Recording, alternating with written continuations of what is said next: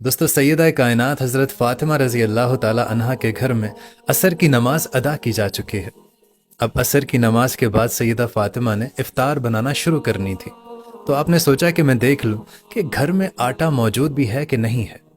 तो आपने देखा कि घर में सिर्फ 4 रोटियों का आटा मौजूद है और घर में शेर खुदा के अलावा नन्हे हज़रत इमाम हुसैन और हज़रत इमाम हसन भी रोज़े से हैं। अब इफ्तार होने से पहले तमाम घर अल्लाह ताला की इबादत में मशगूल था और अल्लाह ताला से रो रो कर दुआएं मांग रहा था।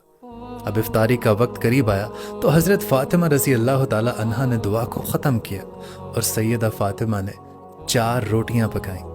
अब शाह कौनैन की लाडली बेटी के घर में रमज़ान का दस्तरख्वां सज गया, जिस पर सिर्फ 4 रोटियां और सहरी के वक्त का कुछ बचा हुआ सालन मौजूद था। अब सैयदा फ़ातिमा ने उनके हिस्से की एक एक रोटी उनके सामने रख दी।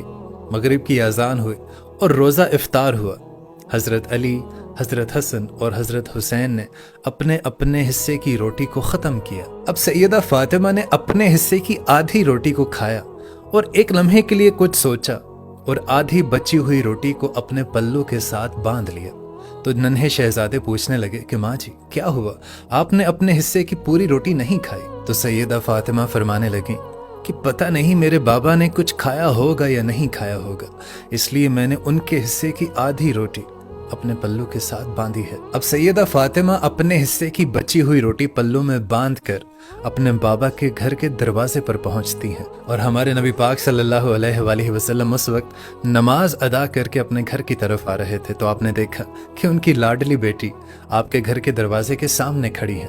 तो हमारे नबी पाक ने बड़े ही प्यार से पूछा कि बेटी फ़ातिमा, आप दरवाजे पर क्यों खड़ी हैं? आप घर के अंदर क्यों नहीं तशरीफ़ ले गई?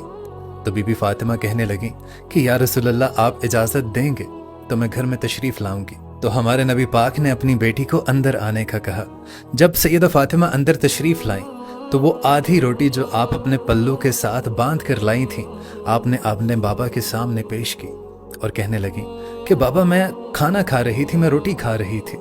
अचानक मुझे याद आया कि पता नहीं मेरे बाबा ने रोटी खाई होगी या नहीं खाई होगी। मैं इसी फिक्र में अपने हिस्से की आधी रोटी बांधकर आपके लिए लाई हूँ। सैयदा फ़ातिमा का इतना कहना था कि हमारे नबी पाक सल्लल्लाहु अलैहि वसल्लम की आंखों से आंसू ज़ारो कतार जारी हुए और आप अपनी बेटी से इरशाद फरमाने लगे कि बेटी, मैं आज 4 दिन से भूखा हूँ। 4 दिन से मेरे खलक में एक भी रोटी का निवाला नहीं गया।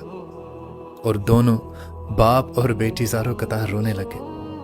हमारे नबी पाक ने वो रोटी सैयदा फ़ातिमा से ली और सैयदा फ़ातिमा कहने लगी कि बाबा, आज मैं रोटी आपको अपने हाथों से खिलाऊंगी। अब ज़रा सोच कर देखिए कि वो क्या मंजर होगा कि सैयदा फ़ातिमा निवाले तोड़ तोड़ कर अपने बाबा को खिला रही हैं। सुभान अल्लाह। अब जब रोटी ख़त्म हुई तो सैयदा फ़ातिमा की आंखों में एक बार फिर से आंसू आने लगे। तो नबी पाक सल्लल्लाहु अलैहि वसल्लम ने पूछा कि बेटी, अब आप क्यों रो रही हैं? तो सैयदा फ़ातिमा रज़ी अल्लाह ताला अन्हा सिसकियां भरते हुए कहने लगी कि बाबा, कल को क्या होगा?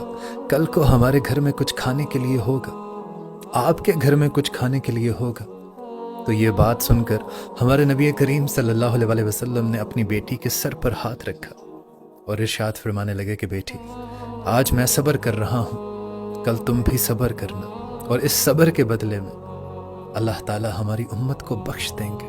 सुभान अल्लाह दोस्तों, सुभान अल्लाह। दोस्तों, कभी सोच कर तो देखें कि सरकारे दो आलम जिनके लिए ये दुनिया बनाई गई, उनके दस्तरख्वां, उनकी इफ्तारी का माहौल कैसा था, वो अपनी उम्मत को लेकर क्या सोचते थे और उनकी उम्मत उनके लिए क्या कर रही है।